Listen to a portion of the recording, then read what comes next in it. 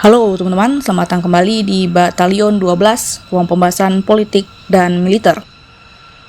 Bicara tentang sistem pertahanan udara Indonesia yang menentukan seberapa kuat benteng perlindungan kita bersaing melawan berbagai kecanggihan teknologi perang modern saat ini.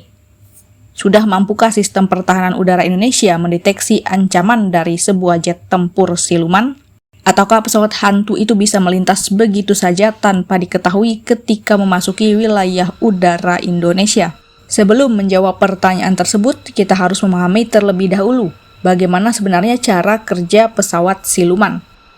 Apakah pesawat ini benar-benar tidak bisa dideteksi radar atau justru masih ada celah yang bisa dimanfaatkan untuk mencegatnya?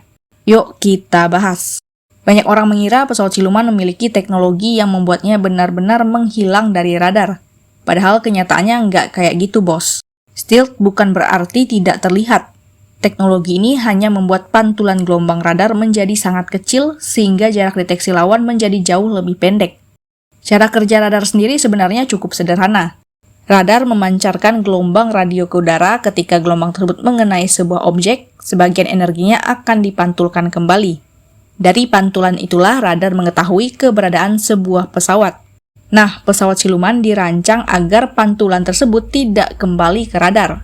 Semakin kecil pantulan yang diterima radar, semakin sulit pula pesawat tersebut dideteksi. Terus bagaimana caranya? Ada 3 prinsip utama. Yang pertama adalah bentuk pesawat. Setiap sudut dan lekukan badan pesawat dirancang agar gelombang radar dipantulkan ke berbagai arah, bukan kembali menuju antena radar. Yang kedua adalah material penyerap radar. Permukaan pesawat dilapisi material khusus yang mampu menyerap sebagian energi gelombang radar sehingga pantulan yang kembali menjadi jauh lebih kecil.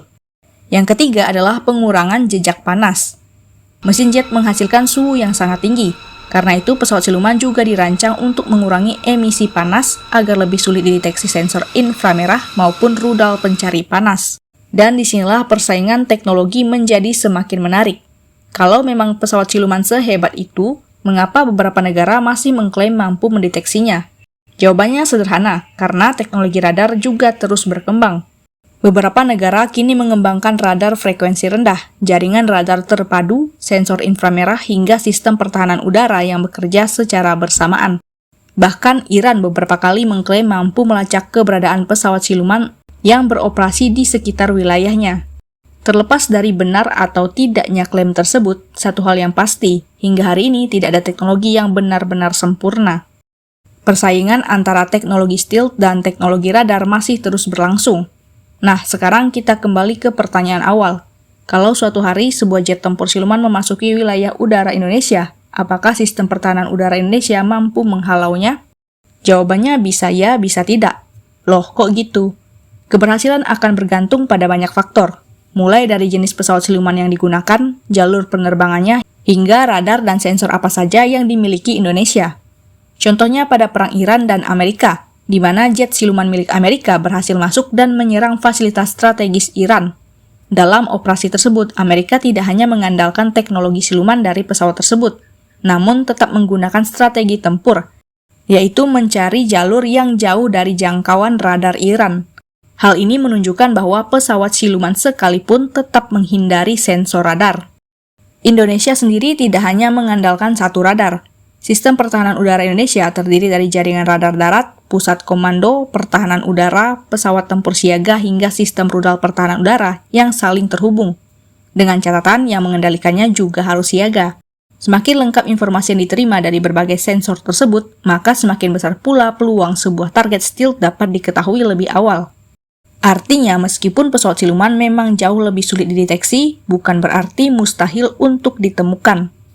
Justru di era peperangan modern, yang menentukan kemenangan bukan hanya siapa yang memiliki pesawat paling canggih, tetapi siapa yang memiliki jaringan radar, sensor, serta sistem komando yang mampu bekerja sebagai satu kesatuan.